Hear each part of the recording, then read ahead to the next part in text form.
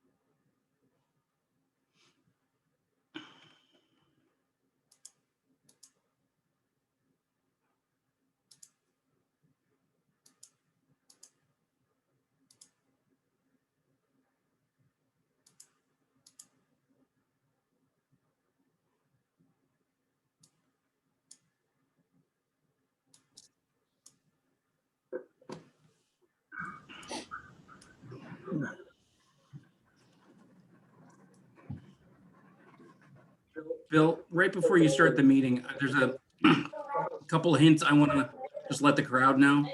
Doesn't have to be official for the record, but just let me know when you're ready to start. I'll read my script. About another 2 minutes. Okay. Do we have a crowd tonight, Jeff? We're sitting at 29 attendees. No kidding.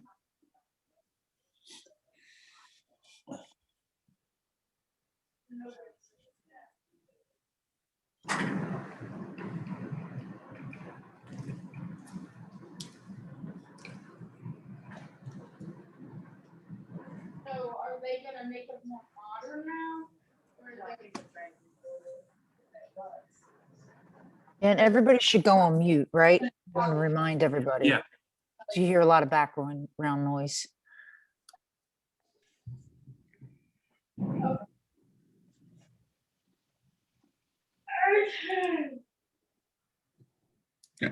Like that. It's untight. I just really like the authority to mute people.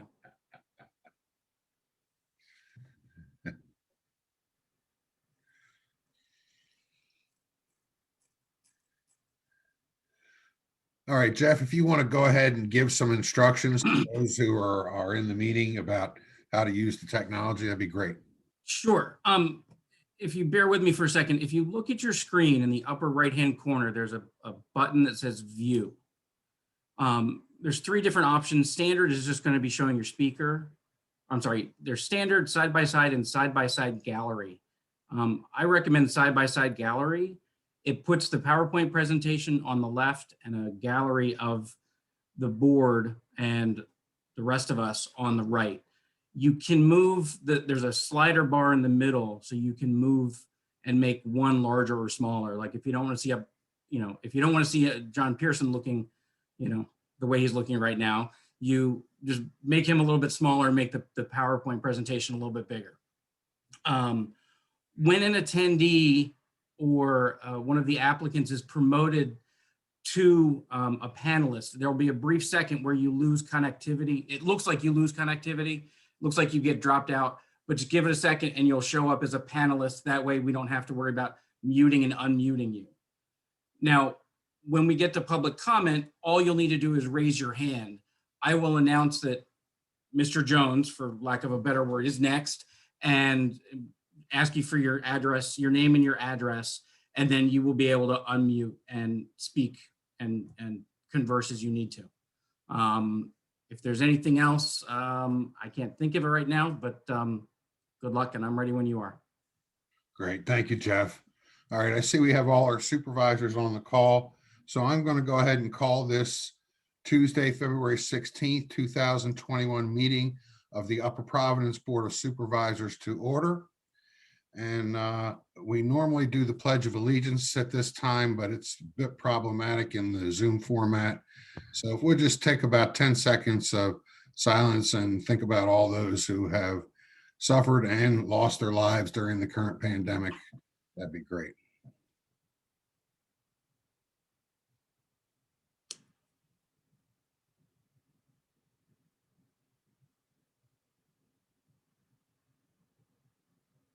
Okay. All right. I'm first going to ask for a motion to approve the board agenda, but I understand that we have one presenter, item 16, for the Sturley track on Greenwood Avenue, who has withdrawn at the last second.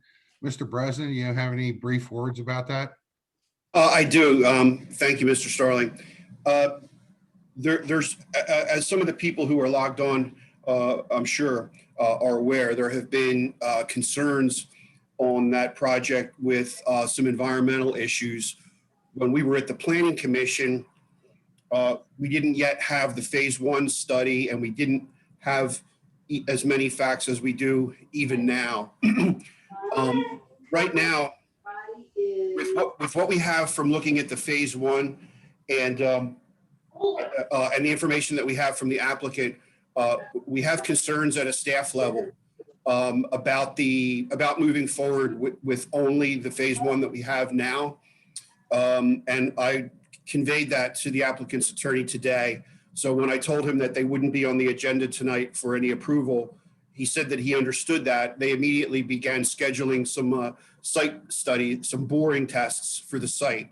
The only point of disagreement between us right now is our engineer, Mr. Dingman, right now is recommending / requesting a phase 2 site study. And the applicant only wants to move to a phase 2 if the test borings support, create a concern that would lead to a phase 2. That is not yet a decision that has been made. Right now, our position is that a phase 2 is going to be required for preliminary approval. If after talking and looking at the site, there's a basis to safely require something less than a full phase 2, we would consider that. But as of right now, it's not on your agenda because we're still working through that environmental issue. In all other respects, they are ready for preliminary approval, but this issue is important, and we're treating it as such. So right now, they're not on the agenda for further action. All right, absolutely, I understand, yes, and we'll follow up on that. Thank you, Mr. Breslin. All right, I'm going to ask for a motion to approve tonight's agenda, and we'll just simply skip over item 16 when we get to it. I'll make a motion. Oh, go ahead, Go John. ahead. I'll make a motion to approve the board agenda for tonight. I'll second that. All right, I have a motion and a second. All those in favor say aye. Aye. Are there any no? Okay, that carries. Thank you. All right. Next on the agenda, this is a public comment time, but I just wanted to quickly acknowledge there was great interest in the presentation by Dr. Rifkin, the owner of the what's known as the Park House property, at our January meeting. And he has submitted a letter back to the board, essentially acknowledging the feedback that we have received and he's received from the community. And at this point, they're withdrawing that idea, and they're going to go back to the drawing board to look at what they can develop under the current zoning of that property, which is their right. And there was never an issue to be voted on by the board. And I just want to put his letter in the record so that all interested citizens can have a look at it in transparency. So anyway, let's go ahead and with public comments, Jeff. Lisa Mossy had her hand up first. Okay. Hi, Lisa Mossy, 311 Montgomery Avenue, Oaks. At the last township meeting, this board decided to place a proposal for the Park House property on its agenda. This is the largest parcel of open land remaining in the township, and the circumstances of the sale were among the most controversial and emotional in Montgomery County history. And the only notice the community was given about this presentation was the quiet posting of the agenda to the township's website. If Supervisor Alvagnosi hadn't told me about it, I would have never known to check the agenda for a Park House issue. Not a single one of the remaining supervisors reached out to any residents or actual neighbors, as is the case with Supervisor Kelsey, to let them know that this plan would be coming in. It's almost as if there was a concerted effort to minimize public knowledge of this plan until it was already too far along into the development process. I haven't forgotten that this same tactic was used by the county commissioners when they sold this land. They often addressed questions about their transparency by talking about the number of times Park House was on a public meeting agenda, meetings that were held at 10 a.m. on Thursday mornings when most people were at work. Now this Board of Supervisors is adopting the same strategy by deliberately attempting to keep a volatile agenda item as quiet as possible, except instead of having your meetings at 10 a.m. on a weekday, you're quietly holding them via Zoom. There's a difference between leaders who do what's right for the community and self-interested political hacks who do the bare minimum for transparency while hiding behind the letter of the law. The county commissioners were political hacks 7 years ago, and now 4 of the 5 supervisors are political hacks today. On January 19th, I heard Supervisor Kelsey actually promoting this plan throughout the presentation. I heard Vice Chair Higgins ask numerous questions about the proposed equestrian center and only the equestrian center. Horses do not send their kids to Springford schools. They do not put traffic on our roads, and they do not impact the delivery of fire and emergency services. And even though this was supposed to be only a quote high-level presentation, I heard Chairman Starling talk in considerable amount of detail about road improvements this development would require.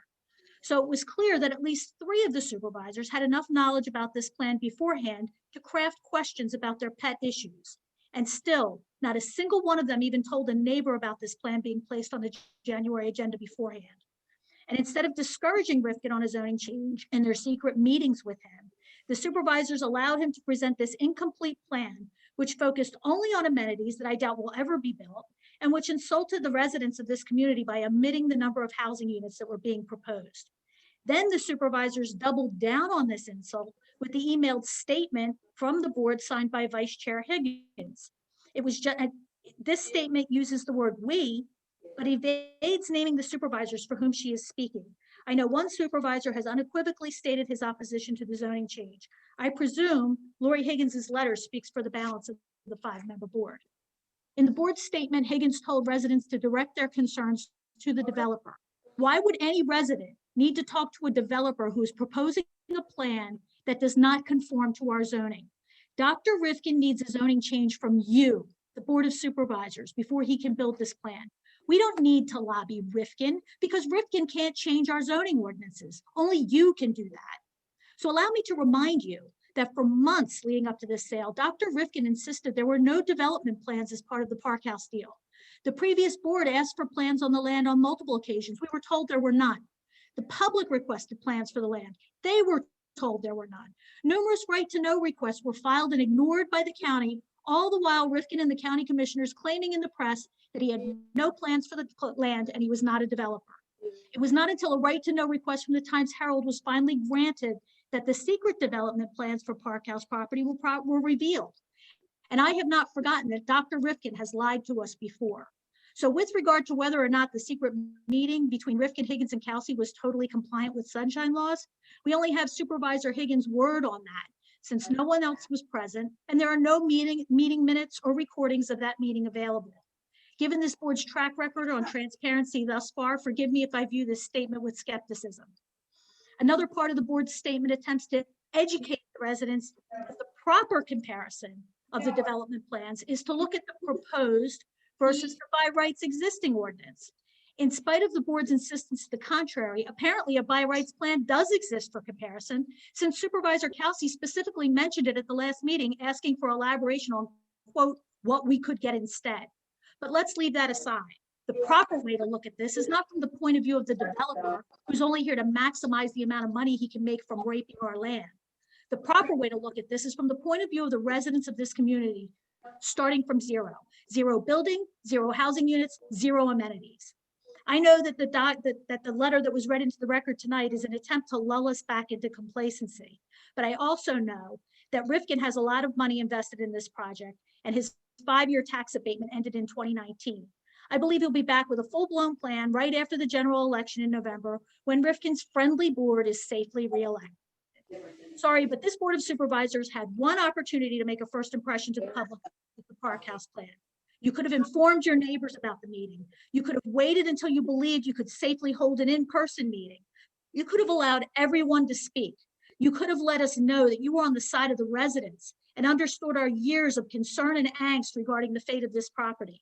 Instead, you quietly posted it to an agenda in the middle of a dark, sleepy January and hid behind a Zoom meeting where residents were muted and some were not allowed to speak. You have already failed in your obligation to look out for the best interests of this community by allowing this abominable plan to move forward at a board meeting. You may like to remind us that you live here too, but your simple failure to inform the neighbors of the public presentation of the plan we've been dreading for years suggests that while you may live in our community, you are most certainly out of touch with it. I will never forget the lies and betrayal 7 years ago from the county commissioners and Dr. Rifkin. And I'm disappointed and angry that our own Board of Supervisors is engaging in the same tactics, but I'm not surprised. After all, this is the reason why all 4 of you are here, whether you realize it or not. This is why we changed our entire system of township government 4 years ago. I've known that since the sale was finalized, that a proposal for development of this parcel was inevitable, and so has Rifkin. He was just waiting for a board of patsies who would like to take the heat for unnecessary zoning change that allows him to maximize his profit, but does absolutely nothing for the community. And now here you are. I'm Excuse used to me. being lied to about Park Well- House by far more skilled politicians than the four of you. Y'all better up your game if you expect your political careers to survive this. Excuse me. Excuse me, former Supervisor Mossy.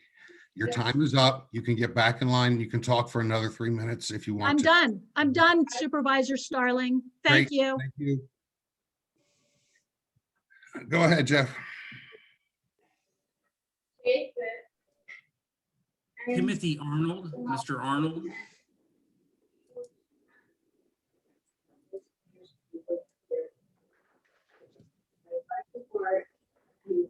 He's muted. Hi, I'm here. Name and address, please, Mr. Arnold. Timothy Arnold, 340 Woodland Drive. We came tonight to address the evening's agenda number 16, and Mr. President has mentioned that that's no longer on the agenda. Would like to make a couple comments, though.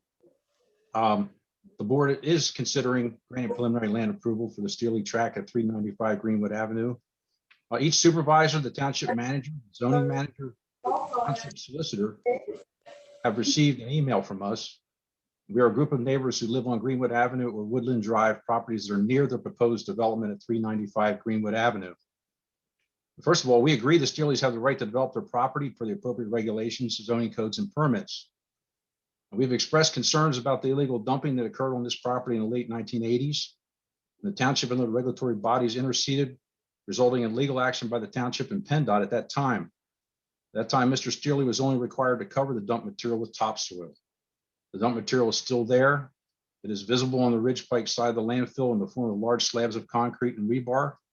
We have provided aerial photos of the Steely tract from the 1970s up to the present time, which reflect the vast area that has been filled by this landfill. Triaxle dump trucks came onto the property and dumped onto this large area, acres of it, for years. And Mr. Steely paid the fines issued and continued to dump. Again, the township and regulatory bodies interceded, resulting in legal action. However, Mr. Steely only covered the dump material with soil and seed, and the illegally dumped material is still there. Now, we've been to various meetings and have talked about this, and I just want to say that I applaud Mr. President's comments tonight that you're going to move on to phase 2 testing and are going to stand for that, and we appreciate that. And the willingness of the township officials to listen to us and to look at these emails, and especially to pay attention to those aerial photos, which show you the vast area that was filled in. And we look forward to supporting you and making sure that these phase 2 studies are done. And I'd appreciate it if you'd allow Kate Doyle to follow me for our prepared statements. Thank you.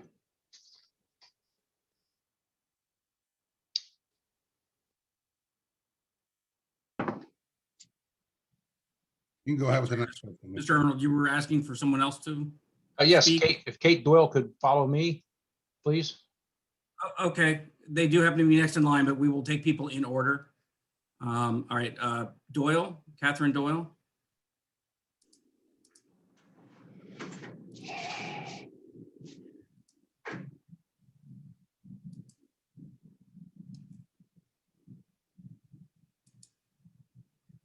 Thank you. My name is Catherine Doyle. Kate Doyle. I live at 310 Woodland Drive. Can you hear me? Yes, we can. Okay, great. I live at 310 Woodland Drive, WOODLYN Drive in Collegeville. Again, continuing from the comments from concerned residents, as Tim Arnold was stating, at the Planning Commission meeting last week on February 10th, the township did state that since the case was closed, they were unwilling to further challenge the illegal dumping and possible ramifications to the disturbance of the material during the construction of the development. While this is clearly a legal option, it is certainly not the ethical thing to do. They did instruct us to make our request for a soil study and an Act 2 investigation at the supervisor meeting taking place tonight, and that's why we are here. I am extremely relieved to hear that your engineer is requiring the bore samples boring as well as the phase 2. I hope that you will stick with that and not make it a results-based study because of the vast amount of dumping that took place. However, and the builder did state during that meeting that they would remove any debris that they encountered during the construction. However, there is so much material in this landfill that digging through it and removing just that portion will agitate possible contaminants that remain buried. Disturbing the landfill through construction could contaminate the aquifer that supplies the well water in our neighborhood, as well as those in the surrounding PV neighborhoods and the water tower that supplies water in Cranberry Estates in our neighboring township. We are referencing materials that have been buried in the shallow subsurface for some 30+ years. While this is a lengthy period of time, it is not so much when it comes to water percolating into bedrock aquifer. This takes time depending on the thickness of the overburden material. Once this backfill is disturbed and open to the elements, it will have the chance to mobilize, potentially impacting surface and groundwater. Again, as Tim mentioned, last night you were sent an email including a timeline of our efforts to request the township ensure that the appropriate measures are taken to evaluate any risk of contamination. Please continue to review those documents, especially those aerial photos that demonstrate the magnitude of material that was deposited in the illegal landfill. Even though residents have had their water tested with no surprises, contaminants could emerge up to 10 to 20 years down the road as a result of disturbing this material. Assuming only concrete, rebar, and asphalt were used as backfill, the major concern would be BTX, benzene, toluene, ethylbenzene, and xylene, and PAHs, photosylic aromatic hydrocarbons. Both are found in oil products which are used to make asphalt. These compounds would need to be on part of the soil, surface water, and groundwater sampling list of the constituents to be tested. Finally, therefore, we residents are requesting that before preliminary land development approval of the Steerley track at 395 Greenwood Avenue, an independent contractor, and we specifically would like an independent contractor test bores to provide a soil study to determine if there are class 1, 2, and 3 contaminants as referenced in the letter in the July 14th, 1987 letter from the DER, which was attached in the email I sent. Again, we would like, as recommended by our engineer, an Act 2 investigation performed, water quality checks, if construction is approved, water quality checks conducted over the course of construction from the surface areas, creeks and the pond further down Greenwood, and to continue the water quality test for a minimum of 10 years for the nearby residences to ensure water supply remains safe. We'd also like a guarantee that if the water supply does become contaminated, the township will do everything in its power to locate and re-drill wells to access uncontaminated water, or if necessary, cover all expenses to completely connect the residents to public water. And finally, a requirement that the builder place funds in escrow for a minimum of 10 years to cover the expenses requested above. Thank you for your time. Thank you, Mrs. Doyle. Let's go. John McGuigan. I'm sorry, I'm gonna butcher your name. Yes, you have. That's okay. I'm used to it. It's McGuigan, John McGuigan, 103 Bennington Road. My wife, Lisa, and I sent an email to the board on January 30th. And as a former local elected official, I understand the demands that the board has and the work that they put in, and I'm very appreciative of your public service, and I thank you. I also know that notice and conformance with the Sunshine Law is absolutely positively needed, as well as wanted by citizens, so that even if there is no wrongdoing, the appearance of wrongdoing is not mistakenly given. So I would like to see any future meetings concerning the Park House property be identified with a sign or multiple signs on the property informing the citizens and the residents that such a meeting is taking place.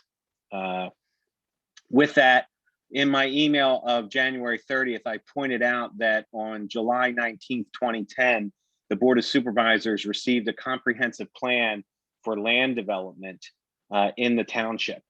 That plan was a 10-year plan, so clearly it's run out and it is no longer valid. Among the items in the plan, it stated that we would be in a deficit of 247 living units in the township at this time. I would point out that at last meeting, we learned that there were over 600 units already approved for development in the township, but not yet built. And I think that's a critical item, which points out the need for the comprehensive plan to be redone. At last meeting, you also stated, the board did, that this is the last significant parcel of undeveloped property. Even more so, the need for a comprehensive plan to see how this fits in with how the township has grown over the last 10 years.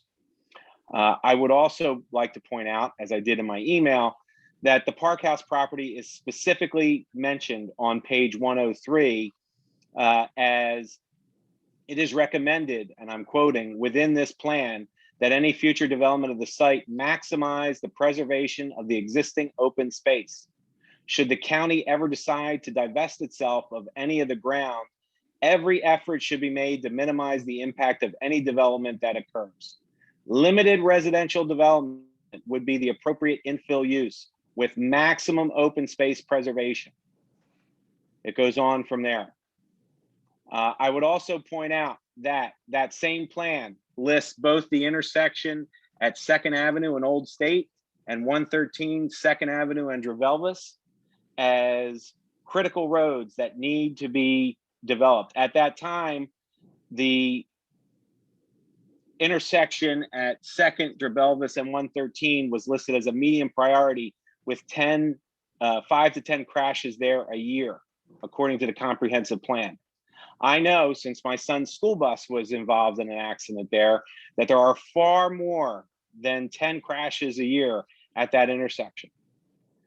So what I would respectfully ask the supervisors is, before any development plans are done at or approved at the Park House facility, that we invest once again in a comprehensive plan, because it would be far, far more critical to renew a comprehensive plan after this opportunity is already passed us by, and we find out that we've built or allowed to be built the absolutely wrong development to be made at that parcel.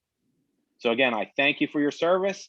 I encourage you to continue to notify us appropriately, to have these discussions in the light of day, Mr. and to McGuigan, consider a comprehensive plan. Thank you. all right, your time is up. If I can just interject real quick, we are in the process of writing a comprehensive plan. The last few months have been a little bit set aside, but we meet the fourth Wednesday of the month. We're still putting together some information for the next meeting a week from tomorrow. That process has been going on for about 1.5 years now. The pandemic has slowed it down a little bit, but we are in the process of writing it. Thank you, Jeff. Thank you. Mr. Wessler.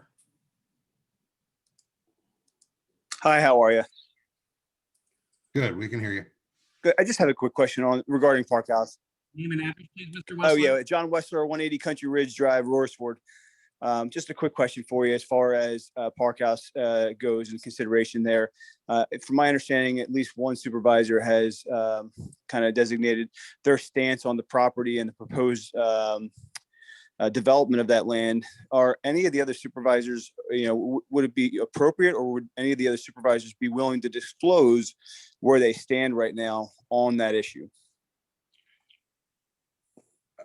Well, all I can say about that is as I said before, there was no request to the board for a zoning change. There was no plan put forward for approval. This was simply an idea presented before this board and before the public, and it has been withdrawn. So.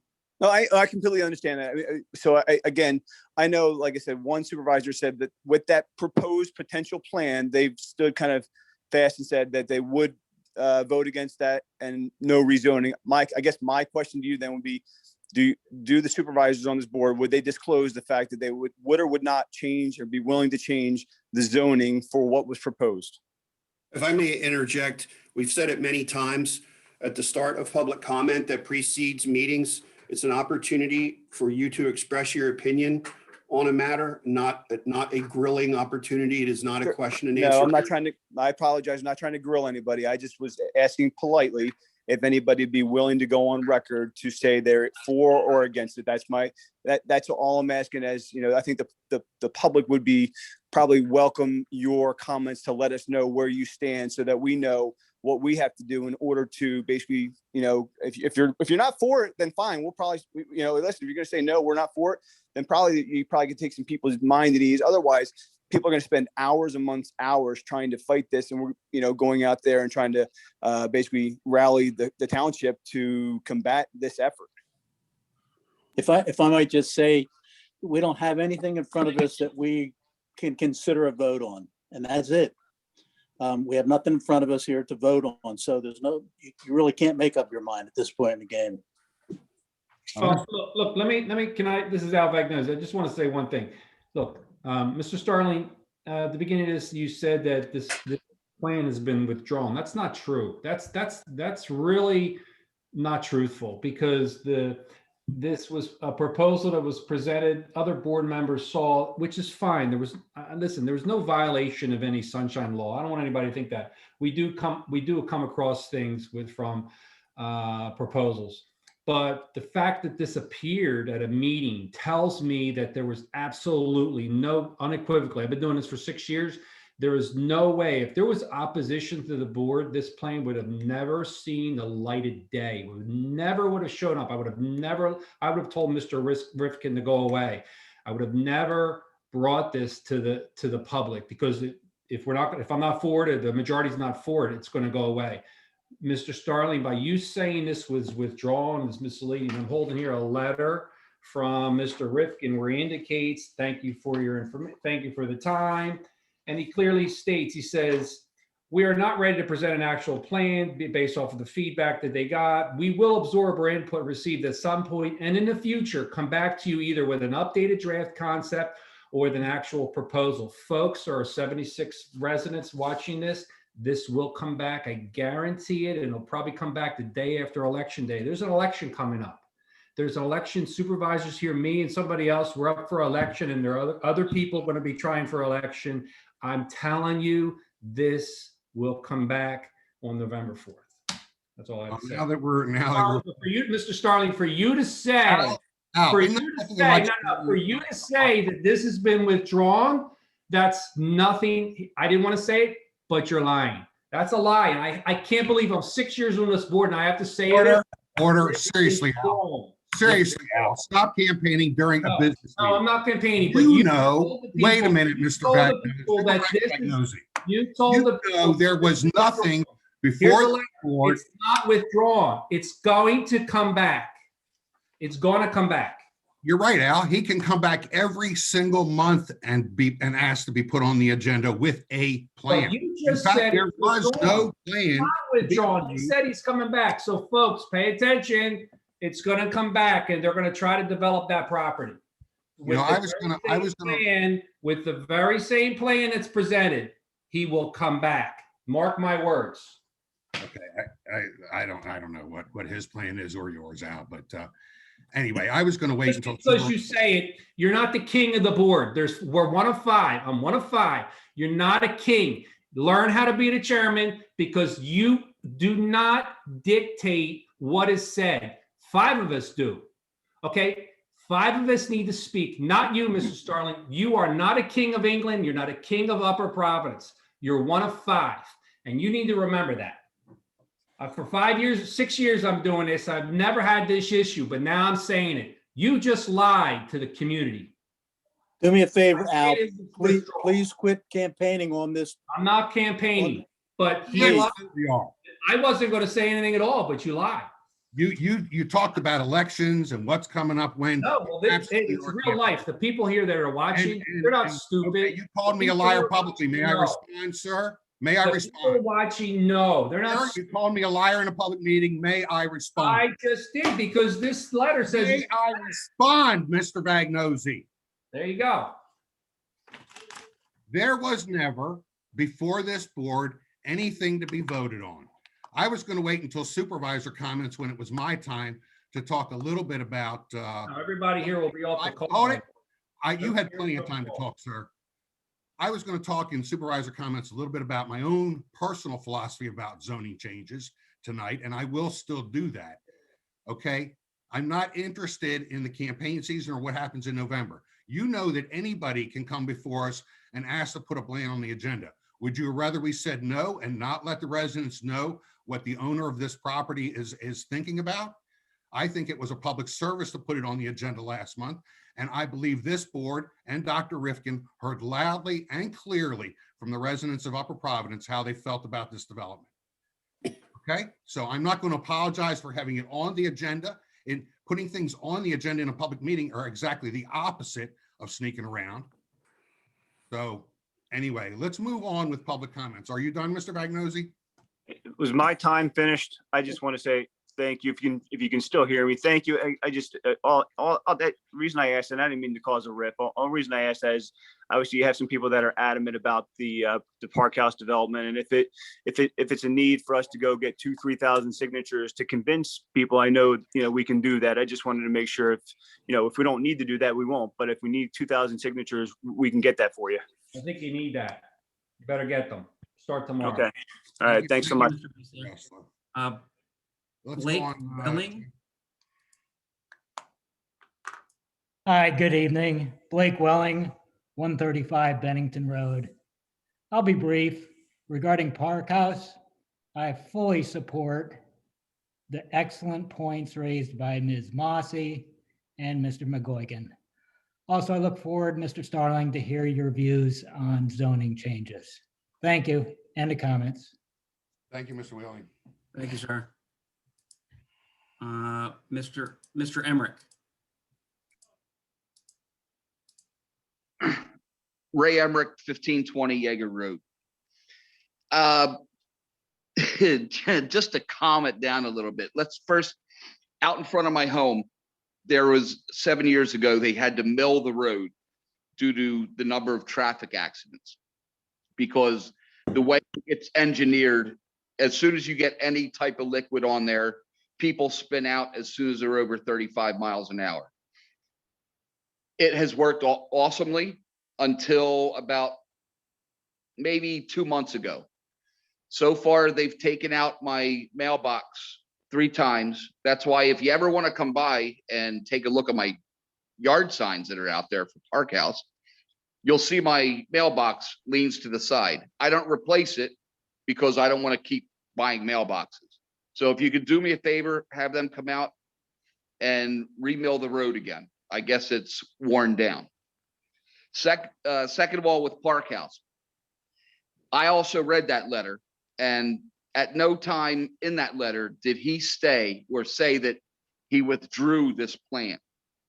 That plan wasn't withdrawn. They're just waiting until a better time because they didn't expect over 100 people to be in public comments or to attend the meeting.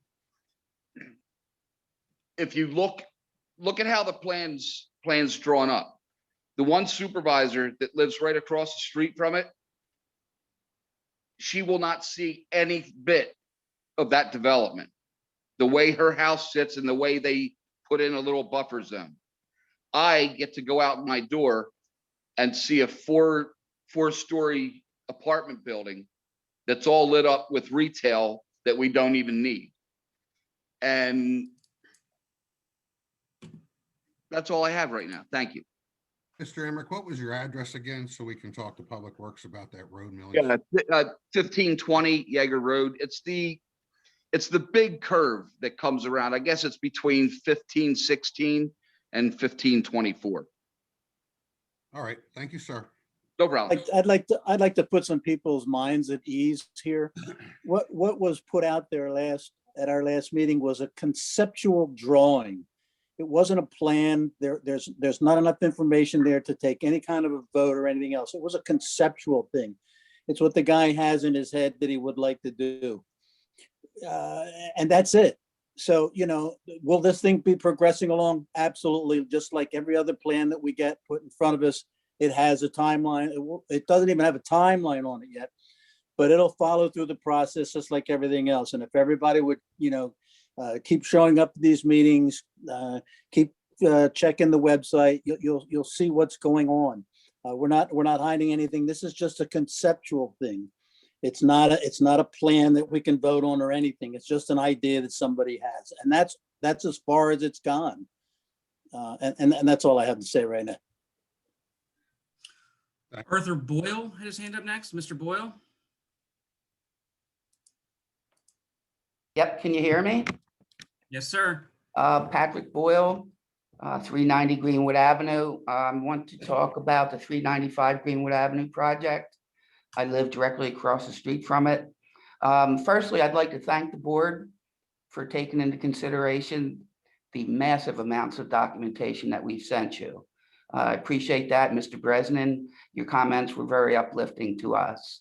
I would like to request that the phase 2 plan not be dependent on the boring done by the builder.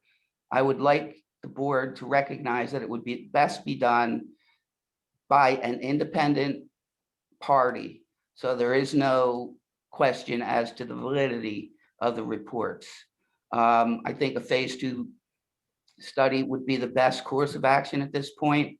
The amount of dumping is so much more than just several dump trucks. It was several years of hundreds of dump trucks. So you've seen the pictures, you can see the magnitude. And again, I appreciate you looking at that and taking a stance of, hey, we need to look at this again. I appreciate it very much. That's all. Thank you, Mr. Boyle. Denby, Susan Denby. Oops.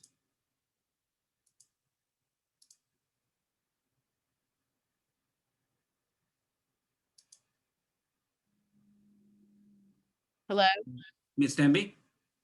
Hi, this is Susan Denby, and I'm at 135 Bennington Road, and I live in a development right near the Park House property.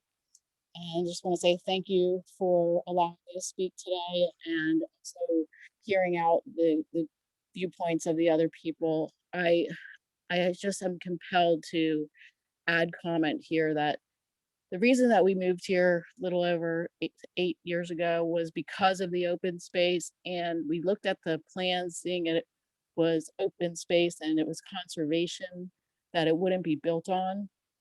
And it really saddens me to even know that I am having this conversation right now. I 100% support what Ms. Mossy said and Mr. McGuigan and also Blake Welling. I am also going to be part of this petition. If the person who mentioned that, please, I'm happy to sign it, and I will help to get 2,000 people to sign it. It's really just unfortunate that we're here because there is no more open space. You can't get it back. And the open space, we looked on the plans, what you have as other open space is by railroad track, by a river that railroad tracks there, unusable. This is precious land. When the ground needs to get saturated with water, that's where it's going to be. When you write in your sustainability report that you are sustainable and that you want green space, and yet we even consider changing any zoning. I know you're not talking about that, but I just cannot believe that this is even a subject. So I would ask you and urge you to please, when it does come around, because I know it will, I've been in other developments, other areas, and we fought, got a lawyer, and I can tell you that the citizens' voice was heard and the zoning was not changed, and we will do that here too. So please consider the citizens, the residents, and where we already have apartments, we already have stores that aren't filled. We have lots of space for these types of things. But please urge you to consider keeping this open space. Thank you very much for listening. I appreciate it. Thank you, Ms. Denby. I'm going to ask everybody that hasn't commented yet, please try to stick to the 3 minutes. We're already running behind. Go ahead, Mr. Grace. Mr. Lebetti, Michael Lebetti. Good evening. How is everyone this evening? Michael Lebetti, 339 Woodland Drive. Number one, thank you to the board, Mr. Starling, Mr. Bresnan, Mr. Grace, and Mr. Digman for acknowledging our request for the Act 2, Phase 2 contaminant study. Real quickly, no, and thank you to Kate and my neighbors, Kate and Tim, for doing a great job, and Patrick and everyone else.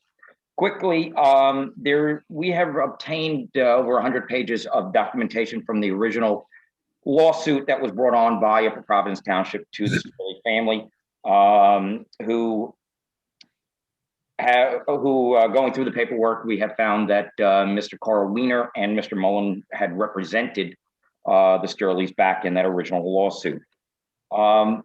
With that said, there is quite a bit of documentation we are going through from the Pennsylvania DER, and there's quite a bit of red flags regarding the possibility of what was dumped there. So hopefully the board will review that information and bring that into consideration with moving forward. Along with that, just to put out there, I know that there is proposed development at 357 Greenwood Avenue, and as you're well aware, the water runoff goes down Greenwood to the pond and retention area in front of the old stone historic house. Just would like to know that how would that, if contaminants are found on the Sterling tract, how that might possibly affect any development on the 357 Greenwood location. And finally, just to put into perspective the approximate amount of waste that was put there. You saw the aerial pictures that were sent that I was able to obtain a while back. Using some 3D mapping software that I do for a living, uses color in the current ones, reflection of light, depth, known sizes, along with the site plans and the topographical plans that Mr. Mass has provided for the project. Just as an approximation, the depressed area, the one along Greenwood, it's about 549 feet long by, on average, 66 feet wide. That is 36,200 and change square feet of surface area. The depth varies from about 1.3 feet to upwards of 21.8 feet. That totals 326,106 cubic feet of volume. This was not just a few truckfuls. This was 4 to 5 years of dumping. And we have the court documentation where Upper Providence fought and back in the day and tried to stop this man, and he would stop for a few weeks and go back to it. That would equal a triaxle dump truck carries about 15 cubic yards, around 800 possible dump truckfuls. So when we have stated over and over that we are concerned about dumping, this is not some trash out of the back of a dump truck. This is not just some tires and tree stumps. This is massive amounts of fill that hopefully we will be able to see if there is any contaminant or not with the phase 2. Thank you, board, again for your hard work and paying attention to us. Have a great evening. Thank you, Mr. Labetti. Okay, Jeff, let's move on. Ed Pennypacker, Mr. Pennypacker.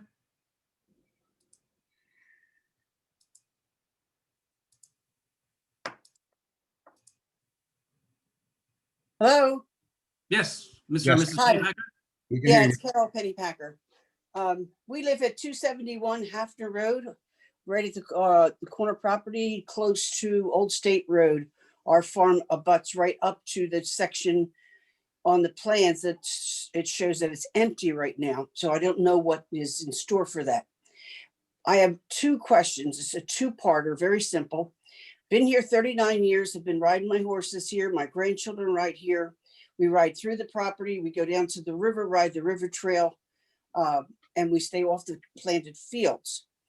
Is it going to stay like that to where we could still go through and around the edges of this property, either now or after it's being built, if we don't stop you guys, which I hope we can? Recently, my grandchildren were chased off the property by strangers that were hunting, and said that the property is owned by, which I now know is Dr. Ritkin. And they were told they were not allowed to come on the property. They're not allowed to go through the property. I didn't like the idea that they even approached them at 16 years old. And I did report it to the Upper Providence Police. I did report it to the hospital because I thought that they should be aware that there are guys over there with shotguns and approaching people and telling them to get off the park house grounds. So that's what I have to say. I did send a notice to Mike Jacobs about it. Haven't heard back from him. That's all I have to say right now. Thank you. Thank you, Ms. Welcome. Pennypacker. Flynn, Barbara Flynn.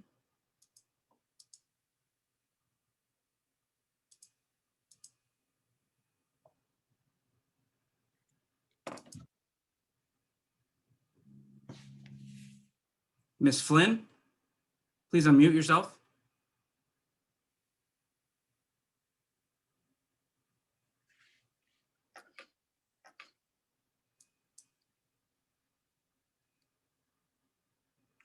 Ms. Flynn, Ms. Barbara Flynn, you need to unmute yourself in the bottom left-hand corner.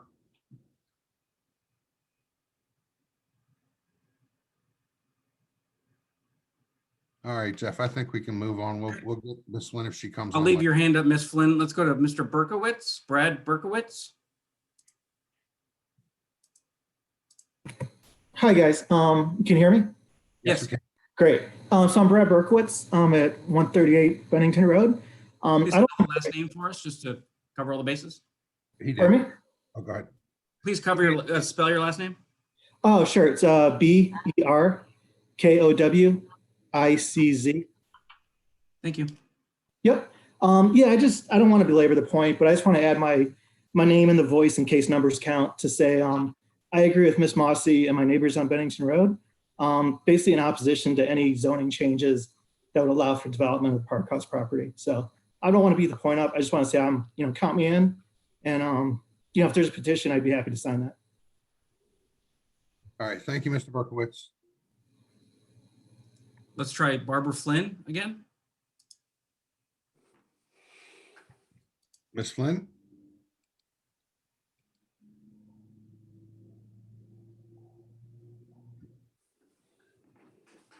He's not unmuting. Go ahead, Jeff. Is there anyone else? We have Ray Emmerich asked to speak again. Okay. I'm sorry, I didn't actually do that. That was my German Shepherd puppy wanting to bite my phone. Okay. We allow dogs to speak to. Mr. Krupa, Adam Krupa. Hi, good evening. AJ Krupa, live at 40 Steeplechase Lane. Thank you for the opportunity to participate this evening, and I appreciate hearing everyone's comments. I'll yield back a lot of the 3 minutes. Just want to publicly represent myself and my wife, Suzanne, that we're against all measures of any further development of Park House project, and look forward to more of the details being provided that the township leadership can ensure that all the citizens can be aware that we understand all the aspects of the history and the future development of the plan. Thanks. Thank you, Mr. Krupa. Let's try William Felton. I am here. Can you hear me? Yes, we can hear you, Yes. Mr. Felton. Okay, thank you. Yeah, William Felton. I live at 133 Old State Road, right across the street from a large part of the park house property.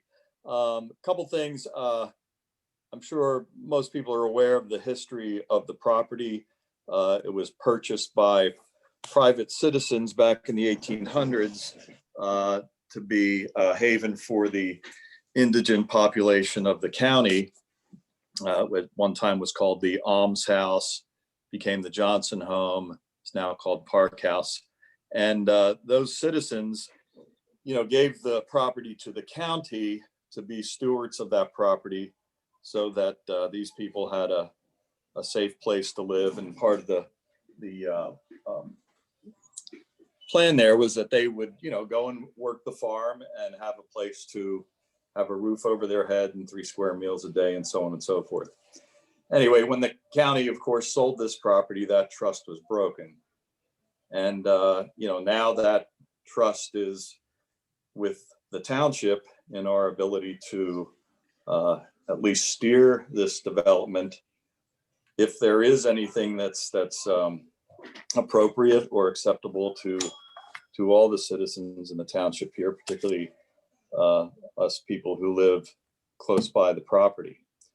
And I guess just one comment is perhaps the developer might consider some sort of conservation easement that would be financially feasible to him and keep, if not all of the property, which would be ideal, of course, but keep a big portion of this property with some sort of conservation easement, whether it's for continued farming or some sort of parkland that would be open to the public, would certainly be desirable to me.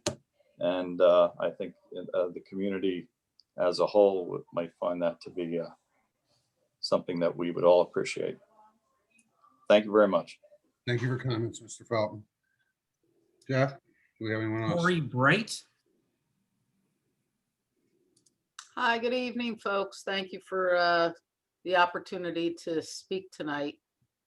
I am at Victoria Bright, 364 Vista Drive at Rivers Bend Community off of Drive-Elbis Road.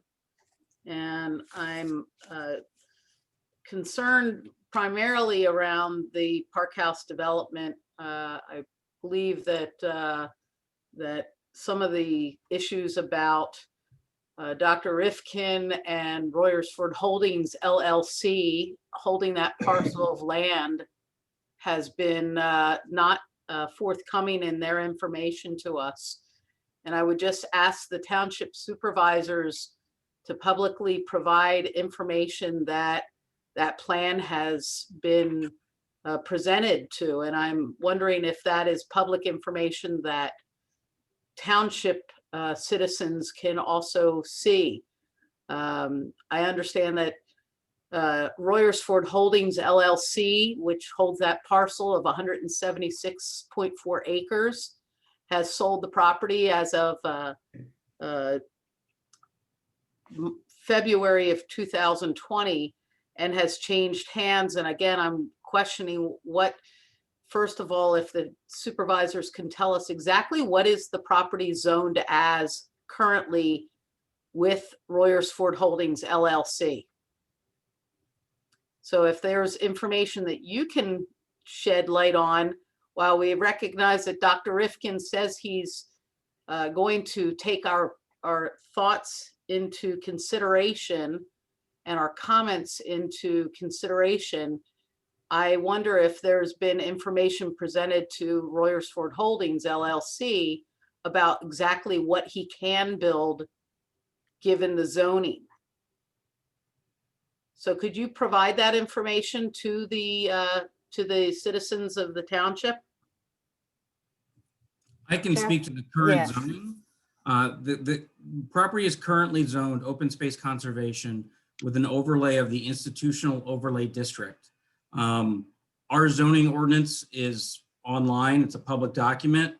I'm sure Dr. Rifkin has, and I know his attorney works in this township a lot.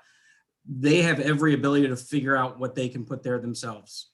As the director of planning, I have not sat down and had a conversation with them, or a phone conversation or a Zoom conversation with them about exactly what they can and cannot build there. So I appreciate that, Mr. Grace. I think the question would be is why did they propose something that sounded like, oh, there's going to be so much opposition to it if indeed there isn't some inclination or indication that they might have the ability to get the zoning changed. I can't speak to their motives. I listen for my supervisor comments later. Thank you for your comments, Ms. Bright. Thank you, Mr. Grace. Let's move on, Jeff. Brewer, Dwayne Brewer. Thank you. Can you hear me? Yes. This is Dwayne Brewer, DWAINEBREWER. I live in the Providence Hunt development at 137 Dorset Circle. I just wanted to thank you guys for taking the abuse. I think you've pretty much heard comments, and I just want to say I agree with the opposition ones. And I will return the time back to you. But if there's anybody on here that really supports this, maybe they would like to speak up, so you guys at least have one person standing in the positive there. Thanks again. Thank you, Mr. Brewer. Mr. Grace, do we have anyone else? Diane Dillman? Hi, sorry. I'm Diane Dillman. I'm at 233 Old State Road. I've only been here about 2 months, and I oppose the development of the Park House property. I bought into this area for the open space, and I do not want to see that beautiful property destroyed.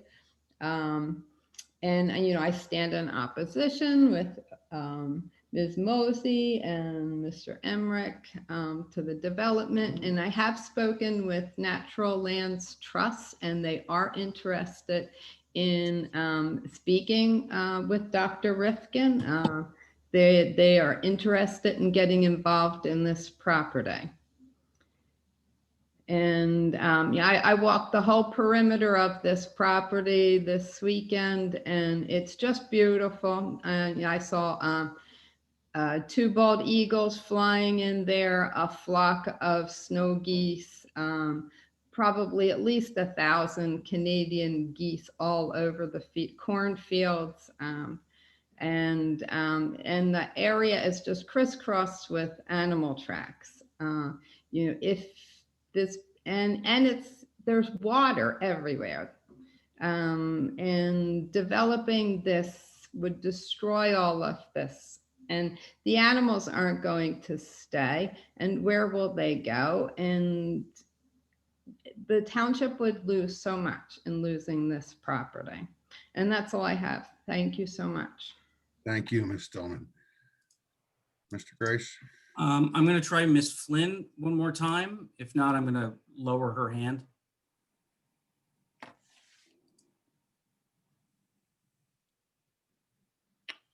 Miss Flynn?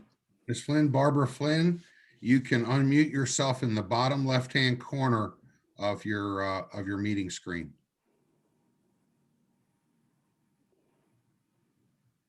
If you're on an iPad, it would be the top right corner. Okay. It's the microphone symbol with a, okay. All right, Mr. Grace. And last but not least, Alexa Harper. Okay. Good evening. My name is Alexa Harper. I live at 1602 Jaeger Road. It's the intersection of Jaeger Road and Old State. And I just wanted to state for the record that my husband, Rick Harper, and I object to any development of the land across the street from us.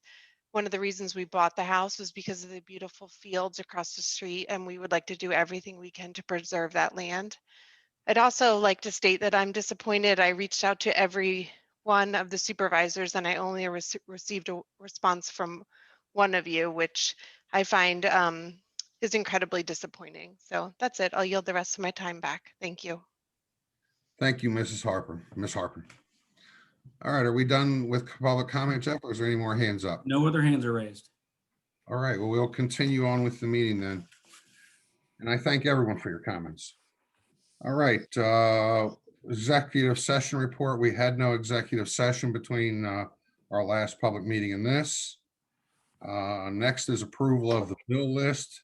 Period February 14th, 2021 through February 10th, 2021 in the amount of $1,382,234.83.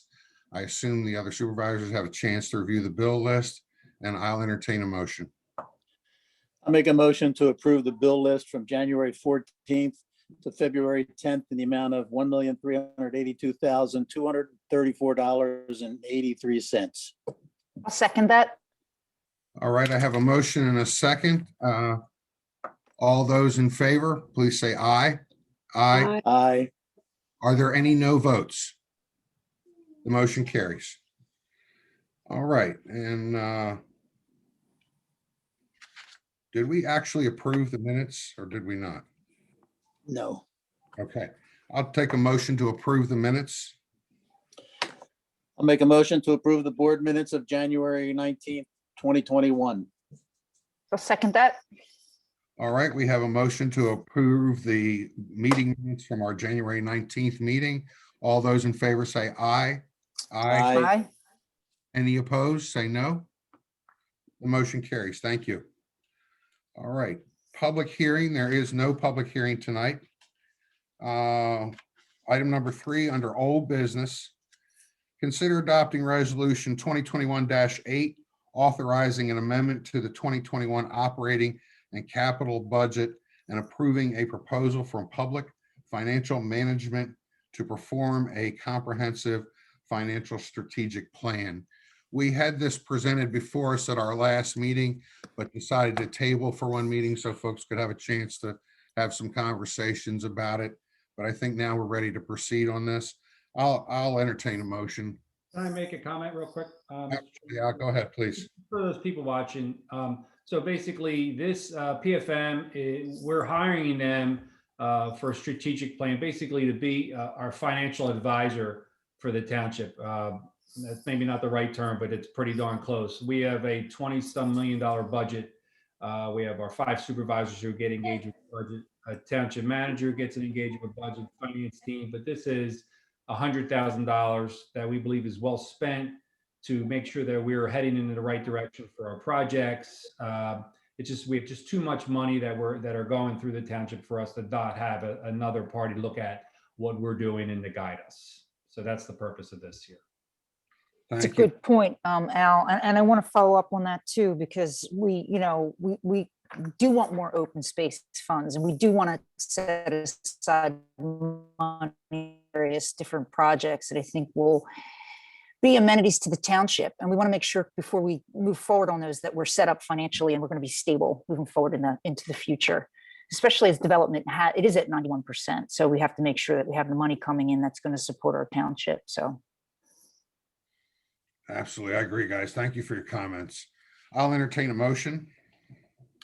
I'll make a motion to adopt resolution 2021-8, authorizing an amendment to the 2021 operating and capital budget, and then approving a proposal from Public Financial Management to perform a comprehensive financial strategic plan. I'll second that motion. All right, I have a motion and a second. All those in favor say aye. Aye. Any opposed, say no. Motion carries. Thank you. All right. Item number 4, still under old business. Consider removing Aziz Abdel from the zoning hearing board.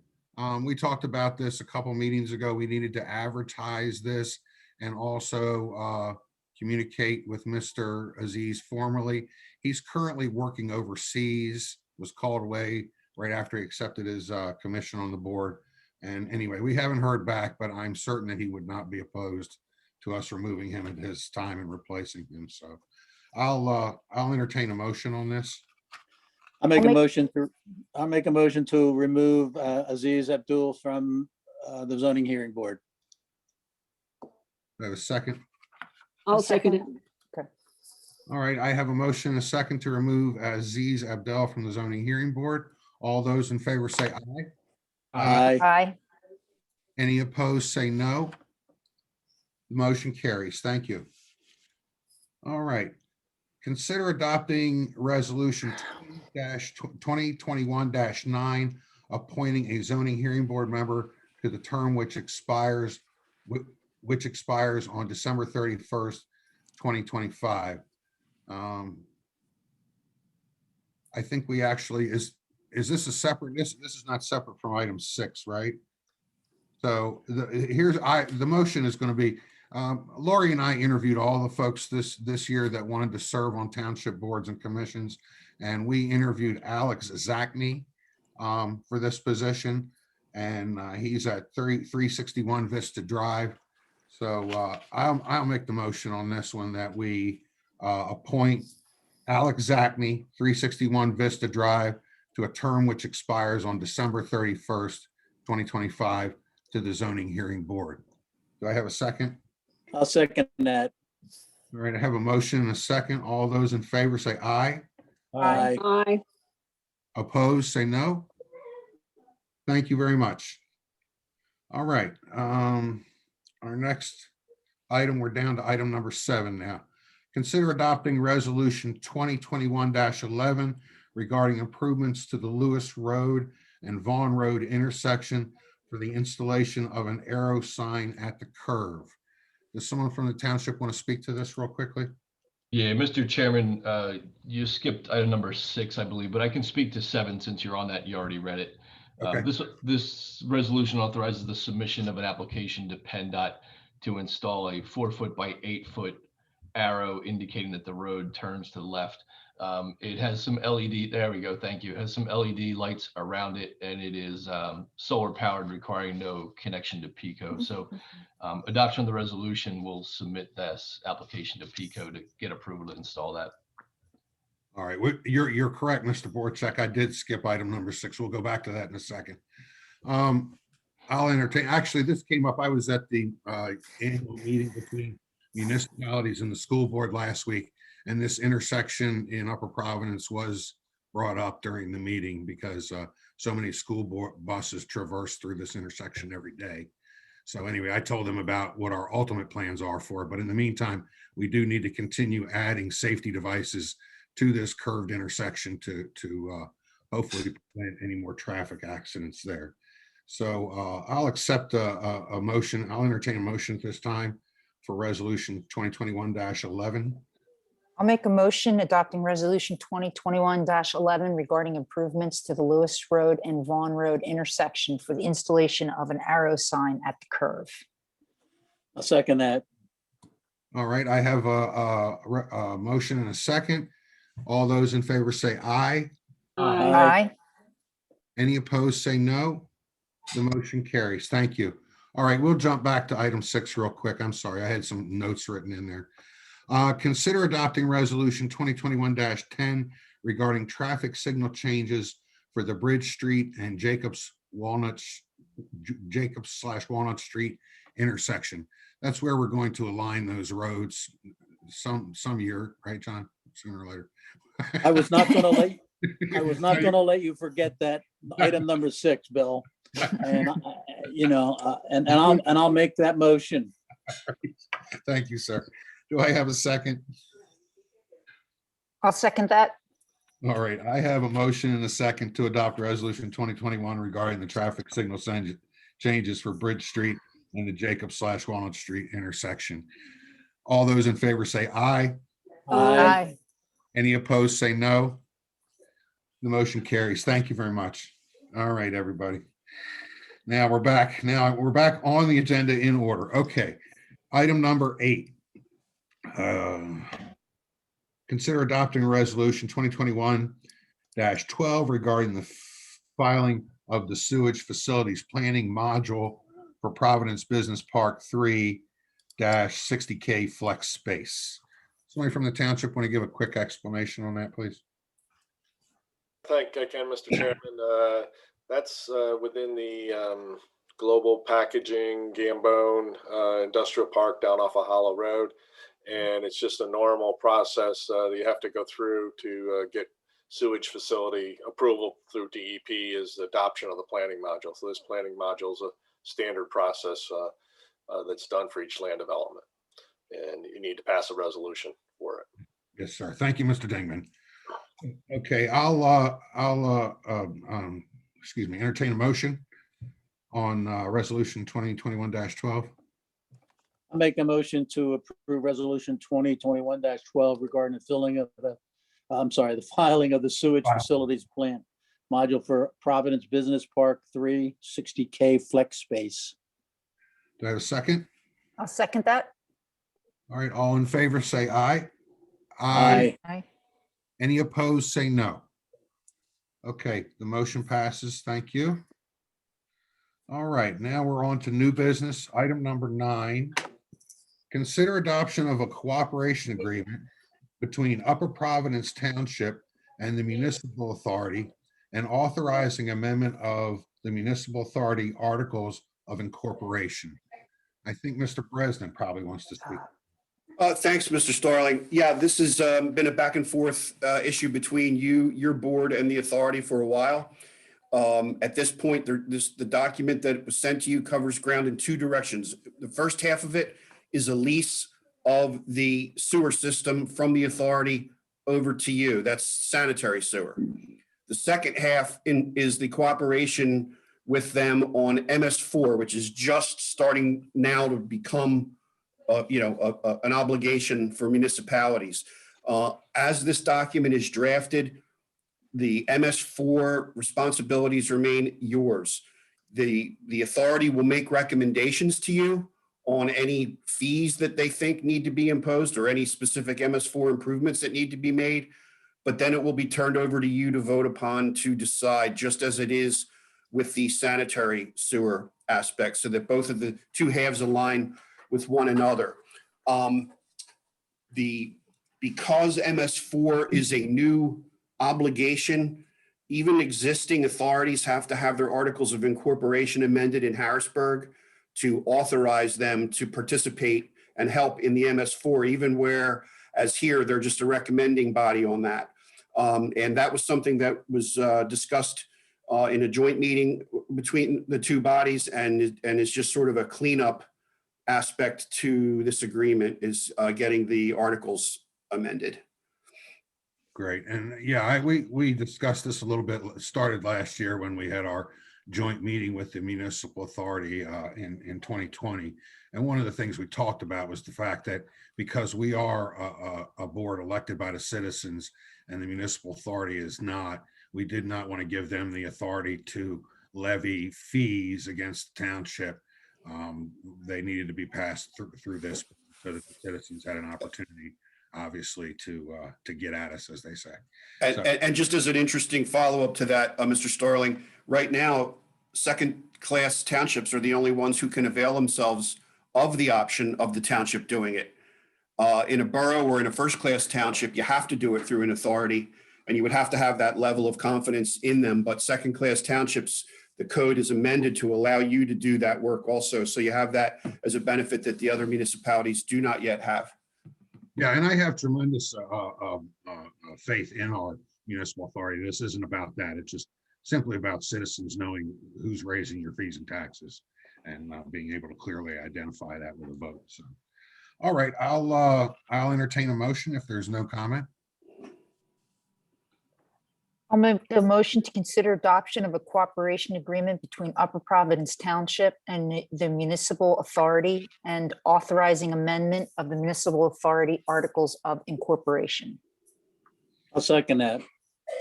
All right, I have a motion and a second to adopt a cooperation agreement between Upper Providence Township, the municipal authority, and authorizing amendment of the municipal authority articles of incorporation. All in favor say aye. Aye. Aye. All opposed say no. The motion carries. Thank you. All right, item number 10.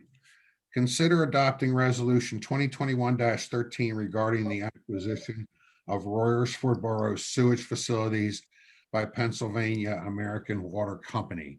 I think that's you, Mr. Bresnan, again, I believe. Yeah, I'm happy to take that in 2 respects, because I had a conversation with Royersford solicitor today. There was a presentation made to the Planning Commission, and there is, under the state regulations, there for them to transfer their system, they have to have the okay of the immediately surrounding municipalities after demonstrating to them that it would not affect their municipality in a negative way. Their Planning Commission was satisfied that such is the case, and so this is fairly routine.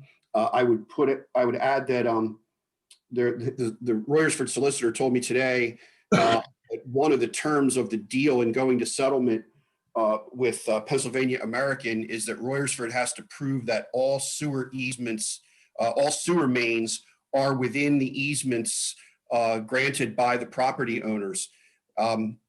So they actually have to survey the lines and come up with easements for everything. And to do that for residents who live down along, the Second Avenue, that Royersford portion of the township, you may be getting a letter from Pannoni Engineers on behalf of Royersford saying that they might need to come out to your property to do a survey to confirm the location of a sewer line. So if anybody is contacted by them about that, that is legitimate. Otherwise, the resolution itself appears to be in order. Yeah. Joe, if I might ask, are there a lot, we sometimes find ourselves sharing, there will still be some people from, when you say Royersford, but there will be still some people that are in our sewer system. Maybe I'm not saying that right. Or You mean in correctly. our township, John? Correct, yeah. Yeah, they'll be in our township, but on their sewer system. On their sewer system, correct. Thank you for. Yeah, I think that's how it's gonna go. But there's only like, what, 6 or 7? Yeah, their facility itself is in the township, of course, and then I think there's about 7 connected properties. So it hardly had, it didn't have 7 township resident properties that are involved. So will they be notified separately then? Yes. Okay. Yeah, and they currently pay to Royersford Borough right now for their sewage fees too, and they'll just move over with everybody else to American Water. Okay. Yeah, I talked to Mr. Borchek about this. It's unfortunate. I generally don't agree with selling public assets to private corporations to profit on, but some townships and some boroughs like Limerick, and I assume Royersford's in the same shape, their systems get way out of maintenance. They don't do their upkeep like we do here. And then they find the costs are just overwhelming to fix the systems and need to sell out. So I think we do well to support Royersford in this effort. So good. I'll entertain a motion on item number 10. I'll make the motion to adopt resolution 2021-13 regarding the acquisition of Royersford Borough sewage facilities by Pennsylvania American Water Company. Do I have Second that? Okay, I have a motion and a second to adopt resolution 2021-13 regarding the acquisition of Royersford Borough's sewage facilities by Pennsylvania American Water Company. All those in favor say aye. Aye. All opposed, please say no. Motion carries. Thank you. All right. Now we move on to agenda item number 11. Again, this is someone that Supervisor Higgins and I interviewed to sit on the Parks and Rec Board, Mackenzie Martin, and I'll accept a motion to appoint Mackenzie to the Parks and Recreation Board for a term which expires December 31st, 2025. I'll make that that motion, appointing Mackenzie Martin to the Parks and Rec Board for a term which expires December 31, 2025. I'll second that motion. All right, I have a motion and a second to appoint Mackenzie Martin to the Parks and Recreation Board. All those in favor say aye. Aye. Any opposed, please say no. The motion carries. And just a comment with that, I believe we have filled all of our critical board positions. All of our boards should be full to the tippy top right now with members. And that's wonderful because the more members of the community we have involved on our boards and commissions, the more voices, the more ideas we hear. And so I want to thank everybody who continues to serve and is joining us to serve this year. Thank you very much for stepping forward. Okay, item number 12. This is we were looking for a resolution or a motion to advertise the sale of various township items, which I assume are fully depreciated. Does someone from the township want to speak to that? And we have a list here on the agenda. Yeah, I can speak to that briefly. Yes, sorry. In the past, we found that selling items on Municipid allows us to target a much broader audience than perhaps placing it out in the local newspaper or doing it by some other means. from time to time, we go through all the departments here at the township and we find vehicles and equipment that are beyond their useful life, or quite frankly, they're costing us more in maintenance than they're worth. So you have before you the list of several vehicles and various pieces of equipment. We'd like the board's authorization to advertise them on municipal bid and follow through with the sale of this equipment. Okay. So I'll entertain a motion. It's under item 12 on your agenda to authorize advertisement of the sale. I'll make a motion. Oh, go ahead, John. All right. I'll make a motion to authorize advertisement and sale of various township items from the Departments of Public Works, Fire Administration, and Recreation on the online municipal platform. I would also maybe like to make a bid on that backhoe that's there because I haven't plowed my driveway yet. All right, John, we know where to I'll be. wait till it gets on the on that thing, and I'll put a bid on it. It's got to be a fair auction price. That's right. Yeah, thank you. Do I have a second on that motion? I'll second that. All right. I have a motion and a second to advertise the sale of various township items from the Departments of Public Works, Fire Administration, and Recreation on the online municipal bid platform. All those in favor say aye.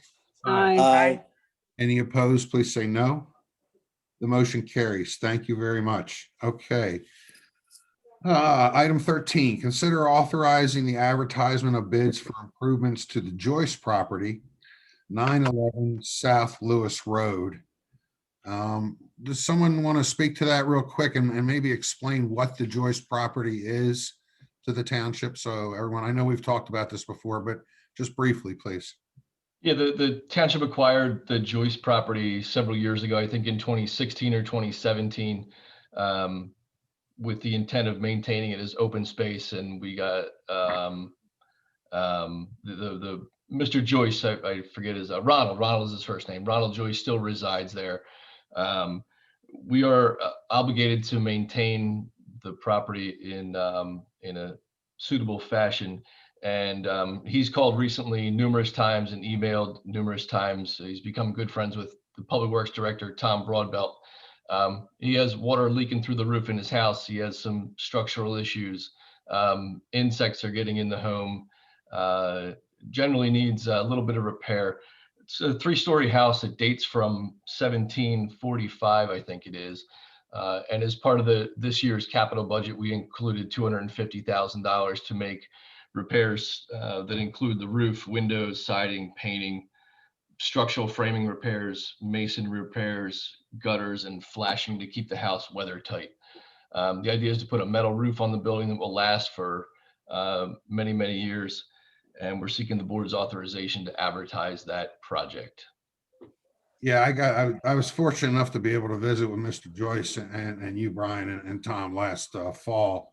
And this property will someday become, I believe, the Upper Providence Historical Park, and the house has historical value and is well worth saving for that purpose. So is there any more discussion on this? If I may, for the 60 people that are still on, the Joyce property is on Lewis Road. It's adjacent to the Springford School District Administration Building. So if you're coming from, heading towards the high school, towards the 7th grade center, on the right-hand side and left-hand side is a big piece of open space. Sits back is this home. It's a stone home. We purchased it in around 2016 with open space funds. Had we not, it would be Toll Brothers Homes right now. So it was a tremendous piece of property. We really don't have access to it now because part of the deal was he has a life estate, so that the owner can live there as long as he needs to. And but then we'll take possession of it. But we do need to maintain it. So eventually we will, as Mr. Starnes said, eventually we will be able to utilize the property, but not yet. Thank you. Beautiful. All right. I have a comment to make, Bill. I'm not opposed to maintaining this property. I mean, we're looking at spending right now, we're looking at spending $250,000, and that's just on putting a roof on and a few other odds and ends. Does not include sewer. This thing, if you're going to utilize it for meetings or anything in the future, you're gonna have to have this thing hooked up to sewer. It also doesn't include heat, and it'll probably need a new heating system in the next couple of years. Electric and plumbing hasn't even been addressed. Again, like I said, I'm not opposed to this, maintaining it, but I caution the board that we have to have some kind of purpose for this thing. If not right now, we should look to have a purpose for it in the very near future, because I don't want to spend a ton of money on maintaining something that's not worth it. Open space is used to purchase property, is used to purchase ground. It's not used to purchase buildings. And this is probably one of the reasons why when they say you're allowed to use your open space money for buying ground instead of buildings, because then you have to maintain those buildings. So again, like I said, I'm not opposed to it, but we really need to look at this thing as to what we're going to use it in the near future. That's all. All right, thank you, John. All right, I'll entertain a motion then. I'll move to consider authorizing the advertisement of bids for improvements to the Joyce property at 911 South Lewis Road. Okay, Second that. okay. All right, I have a motion to authorize the advertisement of bids for improvements to the Joyce property located at 911 South Lewis Road in Upper Providence Township. All those in favor say aye. Aye. Any opposed, please say no. The motion carries. Thank you. All right. Okay. Item number 14, consider authorizing the advertisement of bids for the Caroline Drive and Carmen Circle Stormwater Project. Yes, Mr. Chairman, this is a project where you have received a $421,000 grant to do the storm sewer improvements at Caroline and Carmen. And we're ready to advertise that for bids, probably be considered by you folks in your April agendas at some point in the future here, assuming you move forward tonight with the advertisement of the bids. The project is estimated at slightly over $500,000 total construction costs. Okay. And this counts towards our MS4 spend? Correct. Yeah, this would be MS4 type expenditures. Yes. Great. Fantastic. Okay. I'll entertain, if there's no other comment, I'll entertain a motion. I make a motion to advertise for advertisement of bids for the Caroline Drive and Carmen Circle Stormwater Project. Do I have a second? Okay. I have a motion and a second to authorize advertisement of bids for the Caroline Drive and Carmen Circle Stormwater Project. All those in favor, please say aye. Aye. Any opposed, please say no. Okay, the motion carries. Thank you. All right, item number 15. Let's make sure this isn't the one. Okay. Consider adoption of resolution 2021-14, granting preliminary and final land development approval for Brower Auto at 314 Egypt Road. Does someone want to speak to that? I can speak to that, Chairman. Please. It doesn't seem like we have the applicant or his representative on the Zoom tonight, but given that it's a minor subdivision, I think I can explain it. If you could advance to the next slide, please. You can see here that 314 and 304 Egypt Road are owned by the same person. He's looking to straighten out or to change the lot line a little bit. It's a minor subdivision. He's going from the black lines to what the red line would be. It's a compliant, both lots are compliant with the underlying zoning. The use of as an auto repair facility is not, but it's an existing non-conforming use. The plan base for this doesn't show the notes that are on the current plan. We just used it from the last planning commission, but we had them update some notes for the right of way and show us where some sheds were going. Minor technical details, but from a planning standpoint, from my standpoint, the resolution is good to go. And again, this is a minor subdivision. Okay. All right. To help clean up some of the lot lines in the township from long ago. Yes. I'll entertain a motion. I'll make a motion to approve resolution 2021-14, granting preliminary final land development approval for Brower Auto located at 314 Egypt Road. Okay, do I have a second? Second that. Okay, I have a motion and a second to adopt resolution 2021-14, granting preliminary and final land development approval for Brower Auto located at 314 Egypt Road in Upper Providence Township. All those in favor, please say aye. Aye. Any opposed, please say no. Thank you. The motion carries. Okay, and now we're down to item 16, and this was the one that we talked about at the top of the meeting. This is the famous Sterling track on Greenwood Avenue, and for now they have pulled themselves from our agenda as we pursue further environmental studies of that property. Okay, and we'll move on to item 17. Consider adopting resolution 2021-16, granting preliminary and final land development approval for Valley Forge Baptist Temple Building Addition 616 Trap Road. I heard the whole presentation in the Planning Commission last week, but somebody should speak to this, the other supervisors and residents. We have Pastor Wendell and from the church and Richard Mast, their engineer. Oh, great. Go ahead, Pastor. Hey, thank you for having us tonight. We had a great meeting last week. We have been in the township since 1988. We moved here with 90 people, God blessed, and we now have grown to 1,000 in our membership. Over the last 33 years, the township has graciously approved our building projects and expansions. We've grown from 4 acres to 14. Several dozen ministries benefit the township in multiple ways. A certified counseling center. We have the Chosen 300 ministry where we feed the homeless and serve them. We partner with our police and we provide, we pay for hotel rooms. When our police in Upper Providence find homeless people, we take them to Pottstown and put them up in a room for a night or two.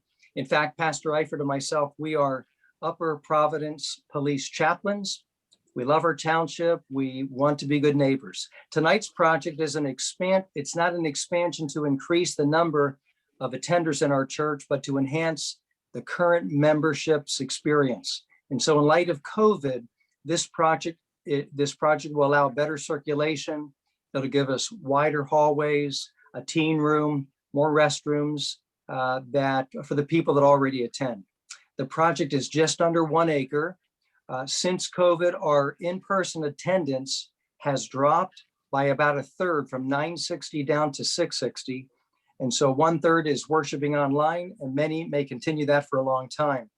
That has reduced our parking from 375 parked cars down to 250 on a Sunday. And so we have reduced the traffic flow, both from church attendance, but also our preschool. We're phasing out the daycare portion. Tonight with me also is Pastor Elstock, our associate pastor, architect Rick Stamper, civil engineers Rick Mast, John Hunt. We received, I think, positive reviews from our township consultants. We were thrilled to get a preliminary and final approval from the Planning Commission. We're adding additional grassy area, reducing our impervious coverage. And so we're asking your consideration to approve this gathering project. Okay. All right. Is there any comments or discussion on this? I only have one. Pastor, what's going to happen when those 330 people that aren't coming decide to start coming back to your church again, sir? Well, we will negatively impact you. Will yeah, they better come back. So we have 400 spaces and we have double services. So we're able to share the same parking lot. And so that's how we handle that. Good. Well, congratulations on your success. Yeah, glory to God. Yes. Yeah, this only eliminates a couple of their spaces, John, and we've worked out the trail issue. I understand what's going on with that. So I think we're in good shape on this one. Good. So here's a question, the trail issue, and I know I actually spoke to Jeff about that. That's something that's pending. Is that true? And I know that it got pushed off. It will be developed into the next phase of your expansion, or where does that stand? Yes, the Planning Commission under Bill Dingman's recommendation was to go ahead and and add it as to a grading plan, we're just at 1 acre. So if we add it to this plan, it puts us over an acre. We're spending $25,000 to $30,000 on it, the NDPS. We know that the township is determined to do this. We want to be a part of it. We will not be the weak link in this trail. But right now, if we run it along 422, there is a piece of property that we don't own. The current owner, she's a church member, she's 82, she's in poor health.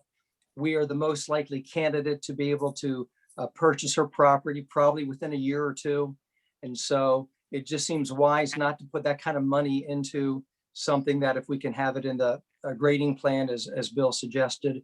We've looked at 3 different routes of the path, and the 2 top routes that we are preferring is along 422, but we really would like to talk to township consultants running it along Black Rock as well. Right now with the snow and the issue, we want to make sure that we're making the right decision when we do this path, because it's going to be here a long time. So we're committed to it, and we're glad to have it run across the property. We're glad to provide the easement now as a part of this project for the gathering project. Okay. All right. I'm ready to entertain a motion on this. I'll make a motion to adopt resolution 2021-16, granting preliminary final land development approval for a building addition to Valley Forge Baptist Temple located at 616 Trap Road in Upper Providence. Do I have a second? I'll second the motion. Okay, I have a motion and a second to adopt resolution 2021-16, granting preliminary and final land development approval for Valley Forge Baptist Temple Building Addition, 616 Trap Road. All those in favor say aye. Aye. Any opposed, please say no. The motion carries. Thank you very much. Thank you, Pastor. Amen. Glory to God. Thank you. Thank you. Have a good night. Item 18 on our agenda, consider adopting resolution 2021-17, authorizing the submission of a Montco 2040 grant for improvements at the intersection of Arcola and Cider Mill Roads. Okay, I know where that is. Yeah. So I can speak to that, Mr. Chairman. Go ahead, Casey. Absolutely. So this resolution is to allow the township to submit for an implementation grant program through Montco 2040, which is a competitive grant program to assist municipalities to implement the goals of the county's comprehensive plan. And that they only allow projects that meet all the requirements of the program, in which the one that we are recommending does.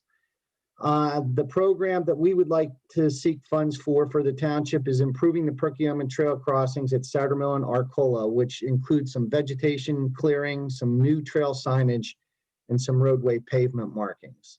So the grant request at this time is for $33,590. As part of the project, there is a required match by the county, which is at least 20%.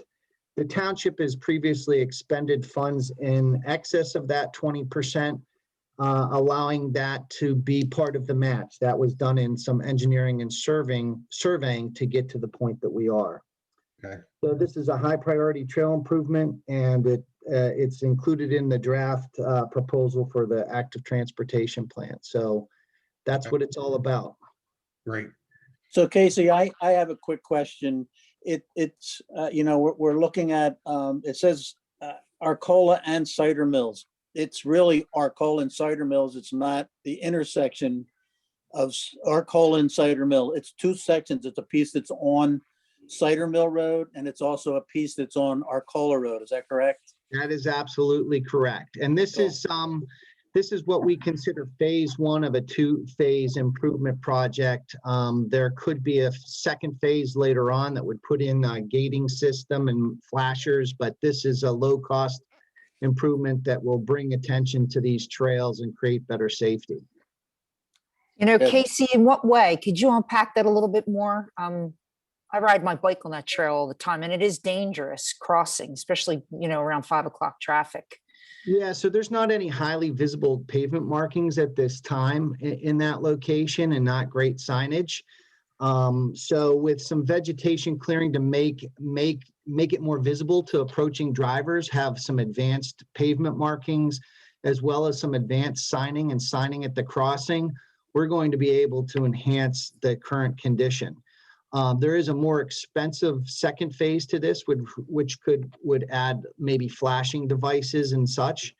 But for the time being, these low-cost improvements can be put in at no additional cost to the township if you're awarded the grant through this resolution. And we've contacted the county on this, and they're highly supportive of the submission of this project. It hits like a sweet spot with the county in the distribution of funds. So we're optimistic that this will be a good candidate. Great. Thank you, Mr. Moore, for following up with this. Are there any more questions or discussion on this? I'll entertain a motion. I make a motion to adopt resolution 2021-17, authorizing the submission of the Montco 2040 grant for improvements at the intersection of Arcola and Cider Mill Roads. Do I have a second? I'll second the motion. All right. I have a motion and a second to adopt resolution 2021-17, authorizing the submission of a Montco's 2040 grant for improvements at the intersection of Arcola and Cider Mill Roads of the Perkiomen Trail, actually. All those in favor, say aye. Aye. Aye. Any opposed, please say no. The motion carries. Thank you. All right. Turn the page. All right, we're down to item number 19. Consider authorizing the submission of a FEMA SAFER grant. And someone will have to tell us what that SAFER acronym is for the 4 full-time staff. I believe is Chief Kerrigan on? I am. Okay. Yes, this is asking for your approval to submit a grant application for funding for additional full-time firefighters to coincide with the construction of the new fire station. It's not a guarantee that we will receive the grant, but if you authorize it, it gives me a good enough feeling that if we're actually awarded the grant, that we'll accept it so that we can stay in FEMA's good graces. All right. Any questions or discussion on this issue? Yeah, if I could real quick again, there's a lot of people on the line, and we're not fortunate enough to have enough people on most of these calls. So what we're doing is requesting for a grant to pay for 4 additional firefighters. 6, yes. In the past few years, Upper Providence Township, we have now paid firefighters, especially during the daytime, and we're looking to expand that. So the response to our community has been significantly better. We love our volunteers, but there's not enough volunteers. So this township has made a significant commitment to doing a better job providing fire service to the community. We have a new firehouse going to be actually probably already about ready to break ground right on Black Rock Road across the street from where the township building is now. And if you see the fire truck that's across the street, we're going to put a firehouse there, and it'll be done probably by next April. So this is just part of our comprehensive plan to help to get money from the federal government to help offset the cost to grow our fire department to provide a better service. How was that? Is that good? Well said. All right. Any other comments? I'll be happy to entertain a motion. I'll make a motion to authorizing the submission of a FEMA SAFER grant for full-time staff. Okay. Do I have a second? I'll second that. All right. I have a motion and a second to authorize the Chief of Fire and Emergency Services to submit for a FEMA SAFER grant to help pay for staff. All those in favor say aye. Aye. Any opposed, please say no. The motion carries. Thank you. Okay, we're down to item 20. Consider approving a deed consolidation for the Kingston property, 473 Lower Indian Head Road. Do I have someone who wants to speak to that from the township? I Go can ahead. speak to it. Mr. Kingston and his wife, Mr. and Mrs. Kingston, are looking, they own 473 Lower Indian Head Road. And in the older parts of the township, as you mentioned earlier, Chairman, about cleaning up parcels that are just holdovers from a long time ago. This is one of those instances where they're going to be taking 3 small non-conforming parcels and making them one larger conforming parcel and building a house on that parcel. It's at the upper end of Lower Indian Head Road. It's at the very end of the road. And there isn't a procedure per se for this. It really is just sort of an approval by the board. I'll write a letter to Mr. Kingston saying the board approves it, and then he'll have to go get a deed consolidation from the recorder of deeds that cleans up the deed to make it all one parcel. Is that correct, Joe? You got it. Okay. All right. Is there any more discussion on this? I'll entertain a motion. I'll send a motion, consider approving a deed consolidation for the Kingston property, 473 Lower Indian Head Road. I'll second that motion. I have a motion and a second to approve a deed consolidation for the Kingston property located at 473 Lower Indian Head Road in Upper Providence Township as reviewed and approved by our township solicitor. All those in favor, please say aye. Aye. Any opposed, please say no. The motion carries. Thank you. Okay, item 21, consider approving easement and compensation agreements for the Tindy Run Sanitary Sewer Project. Okay, this one's been around a while. You want to quickly run through this one more time and we'll go ahead and Yeah, I can speak to that. There's townships has budgeted is in the process of the permitting phase of the project to extend public sanitary sewer service to about 117 homes in the Rosemont and Marshwood sections of the township. In order to install those sanitary sewer mains, most of which fall within the roadways, we needed to procure, or we still need to procure, easements from about 12 property owners. Bill Dingman, Joe, and I have met with most of them. Joe has prepared the easement agreements, and we have verbal agreements with all of the property owners that you see listed on the screen. The vast majority of the compensation amounts were determined by appraisals that we obtained from Indian Valley Appraisals, with some additions of landscaping. When Bill and I met out there in the field, we realized that perhaps the appraiser wasn't exactly certain where the sewer main was to go. And I think we increased the appraisal amounts in total by just about 8 or 9 additional trees. But again, the vast majority of the compensation was outlined in the appraisals from Indian Valley, and we're seeking the board's approval of the easement and compensation agreements that the solicitors prepared. great, Brian. And the good news on these is when we're approving these easement agreements, that means we're not having to exercise eminent domain. Even though we authorize it, we don't have to exercise. That is correct. None of those that you see listed require the use of eminent domain. And I would just add, I might be filing a declaration of taking, which is the formal document that use eminent domain only for the pump station parcel, but we do have an agreement with them. The only reason why I might use it there is because we're only taking part of the property. So you'd have to subdivide it, or by using it, the declaration of taking, I can then file a conforming deed after that to recorrect the deed so that the property owner the part that they own gets corrected to show what they own after the taking. So I'm probably going to file a declaration of taking on that, but it will be done in what we call a friendly take. We already have an agreement with the woman administering her father's estate on that. Okay. Thank you, Joe, for being clear. I appreciate that. Okay, is there any more discussion on this? If not, I'll entertain a motion. I'll make a motion to approve easement and compensation agreements for the Tindy Run Sanitary Sewer Project as reviewed and approved by the township solicitor. I have a second. Second that. Okay, I have a motion to approve easement and compensation agreements for the Tindy Run Sanitary Sewer Project as reviewed and approved by the township solicitor. All in favor, please vote aye. Aye. Any opposed, please vote no. The ayes have it. It carries. Thank you very much.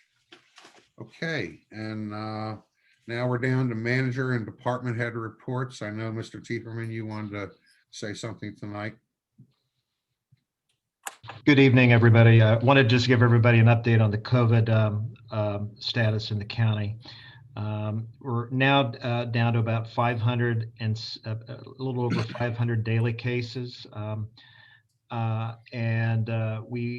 are averaging about 3 deaths. The good news is the curve is starting to come down.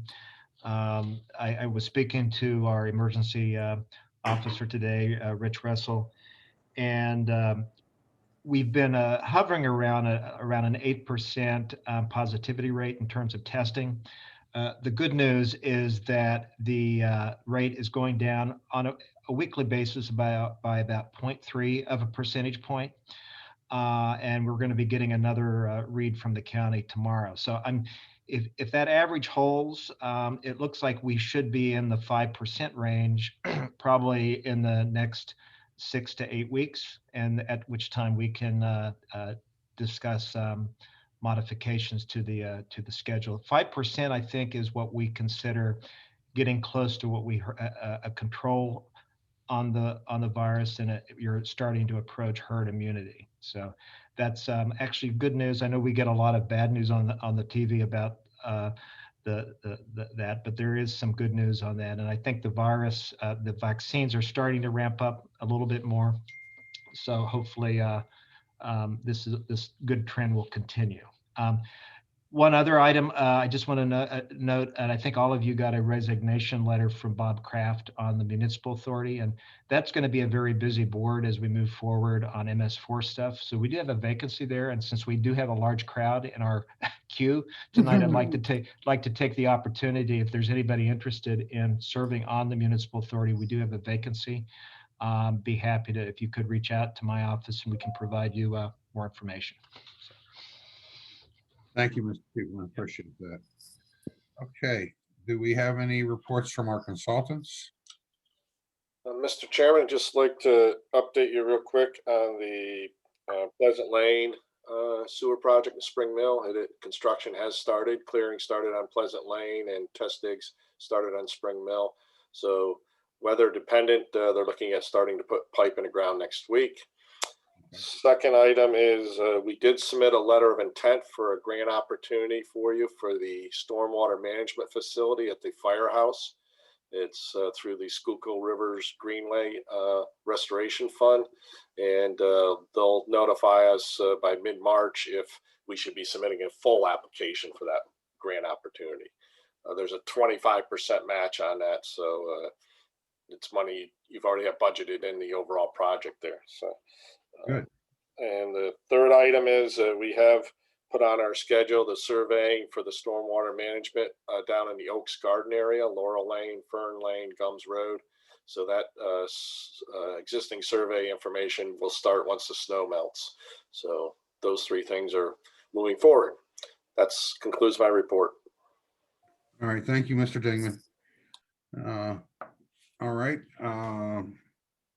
I see next is solicitor's report, and it looks like you actually have an item under your report there. I usually try to avoid that. Yes, I know. What's going on here? Go ahead. Well, I met with the Park and Rec Board and also with Sue Hoffman, and this ordinance clarifies what the relationship is between the Park and Rec Board and the township. The second class township code gives a Park and Rec Board a certain list of powers and then says, but they only have what powers the township gives them. And so we wanted to confirm that they are purely advisory. It's kind of like with the authority or planning commission. And we removed a couple of the sentences that indicated that they had a separate budget and would be spending money other than what the township is spending, and kind of tightened it up a little bit, so that they're just making recommendations on certain things. And also, to clarify that the liaison is staff, which is Ms. Hoffman, she's not a member of the board. They weren't really even quite clear on that. So it's really just a cleaning up, a housekeeping item. Okay. All right. I understand. Do we have any comment or discussion on this? I'll entertain a motion. I'll make a motion authorizing the advertisement of an ordinance amending Chapter 37 of the Township Code to amend and clarify the powers and duties of the UPT Parks and Recreation Board. I'll second that. All right, I have a motion and a second to advertise an ordinance amending Chapter 37 of the Township Code of Ordinance to amend and clarify the powers and duties of the Upper Providence Township Parks and Recreation Board as recommended by our township solicitor. All those in favor, please say aye. Aye. Aye. Any opposed, please say no. The motion carries. Thank you. Okay, now we're at supervisors' comments. So first, I'm going to apologize if I got out of hand earlier, and I think I might have because my wife came into the room and made gestures at me. We had that problem too? Which makes me think I might be in a little bit of trouble later. But anyway, just real quickly on these zoning issues. And I know these are always the hottest things. All of us are very interested in what's going to be built in and around our homes in our township. We have a zoning map which protects us from just anything being plopped down anywhere. At the current time, we're down to less than 10% of the land in the township left developable, is the word I would use. And at this time, over the years, and I know that Park House in particular is a historically sensitive property. Over the years, various zoning has been put in place to direct what can be zoned on various land. One thing that we can't really do is rezone something out from under someone. But if you purchased a piece of land zoned a certain way, you should make the assumption that it's going to stay that way. Because for me, and I'm only speaking for Bill Starling as one supervisor, not as the chairman of this board, and certainly not for this board, but for me to make a zoning change, there has to be an overwhelming and compelling interest for the township to do that, especially at this point in our development history as we get to the very end of developing land in the township. I was asked a question by the League of Women Voters when I ran about balancing residential versus commercial. Well, that's not really a big issue in this township. We're obviously far balanced more towards residential than commercial, and it's going to stay that way. But the real question for me is, what are the final touches we're going to put on our township? Not only what we allow to be developed, but what kind of amenities we're going to add to the township. And so, that's where I come at this thing, and they're just for us to make any type of zoning change. I hope everyone will seriously consider, is there really a compelling interest for the township in making a change to any zoning? And one of the reasons I personally will not answer the question, how would you vote on something that's not before me, is another thing I ran on was I don't like spending money on litigation. I love our solicitor, Mr. Bresnan, but he's making plenty. And I don't need to send him to court any more often, because those are your tax dollars that have to pay for that litigation. So if there's not something before this board, I'm not going to answer hypotheticals and then later be called out by a developer's attorney for, prejudging a situation. So that's one of the reasons why. And I know this greatly stirs the passions, and I believe some people maybe done a little extra stirring, and that's their right. But in any event, that's my take on this. If any other supervisors want to comment tonight on anything? I'd like to talk about Park House. I mean, everybody must know now on the call, I live across the street from it, right off of Black Rock. I am directly affected by what happens to that property. I loved William Felton's comment about setting aside some of the property. Maybe we can buy it. Maybe we can preserve it. Diane Dillman, thank you for your comment about the animals. I am over there several times a week walking my dogs. If my neighbors see me over there, and there's deer, there's fox, there's crane. I mean, I love that property. I second what Bill says. Let's move forward. We all have the heart of our township right there at Park House in mind, and we're going to take care of it. We're going to do all that we can to take care of that property. Any other supervisors want to comment? All right. Somebody want to talk, Mr. Tuberman, you want to talk about the upcoming events, or Mr. Grace?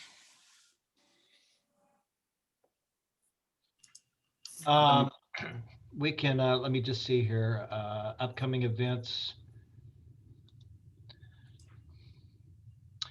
Just go through the slides, Matt, and I'll read them. We have our Board of Supervisors meeting on March 15th, and April 19th is a regular meeting. So try to get these on our calendar.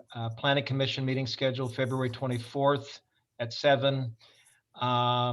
And on that will be the discussions on the Park Master Plan and 171 Amelia Street. And March 10th, we don't have anything quite yet for the agenda on the Planning Commission. Okay. Parks and Recreation Committee, February 17th, meeting at 6. Comprehensive Planning Subcommittee meeting, February 24th at 6 o'clock. And then the Municipal Authority meeting, April 1st at 7 o'clock. All righty. I think that concludes our business for the evening. If no one has any other questions or comments, I will entertain a motion to adjourn. I'll make a motion for adjournment. I'll second that. All right. All in favor, say aye. Aye. All right. Good night, guys. Thank you, everybody. Okay.